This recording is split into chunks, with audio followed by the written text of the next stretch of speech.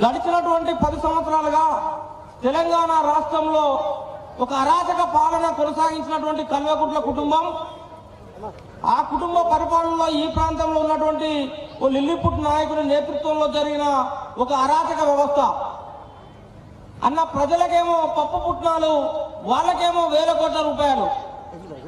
ఈ పప్పు పుట్నాల మాటన మనల్ని ఉంచుతూ వేల కోట్ల రూపాయలు దోచుకుంటున్నటువంటి ఆ కుటుంబం చేస్తున్నటువంటి అరాచక పరిపాలనను వ్యతిరేకించడానికి భయపడ్డటువంటి రోజుల్లో తెలంగాణ రాష్ట్రంలో ఆ సామాజిక వర్గం, ఆ కుటుంబం చేస్తున్నటువంటి దోపిడీని ఎదిరించినటువంటి తీన్మార్ మల్లన్న పైన ఆ ప్రభుత్వ హయాంలో జరిగినటువంటి 3 హత్యాయత్నాలు, అదేవిధంగా తెలంగాణ రాష్ట్రంలో ఆ కుటుంబం చేస్తున్నటువంటి అరాచక పాలనను వ్యతిరేకించినందుకు తీన్మార్ మల్లన్న అన్నటువంటి వ్యక్తి పైన మొదటిసారిగా 100 రోజులు, రెండోసారి 60 రోజులు, అంటే ఒక 6 నెలల పాటు జైలు జీవితాన్ని, హత్యాయత్నాలను.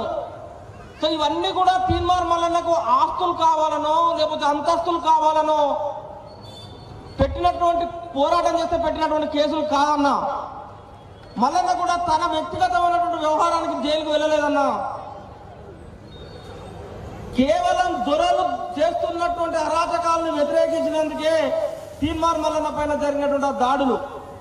సో ఆ దాడుల నేపథ్యంలో అరే ఈడేదో బద్మాష్ గాడు ఉన్నాడు, ఈ బద్మాష్ గారిని పంపిస్తే ప్రజా పరిపాలన వస్తుందని నమ్మి వెల్మ దొరలను దించి రెడ్డి దొరలు ఎక్కిస్తే ఆ రెడ్డి దొరలు చేస్తున్నటువంటి అరాచకాలు మన కళ్ళ ముందు కనబడతా ఉన్నాయి.